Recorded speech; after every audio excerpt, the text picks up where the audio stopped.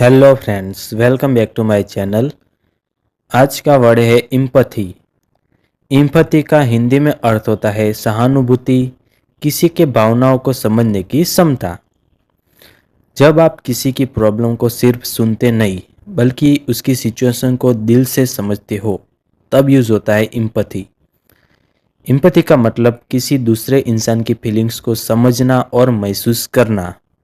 चलो इसे अच्छे से एग्जाम्पल के साथ समझते हैं। Empathy makes us better human beings. सहानुभूति हमें बेहतर इंसान बनाती है।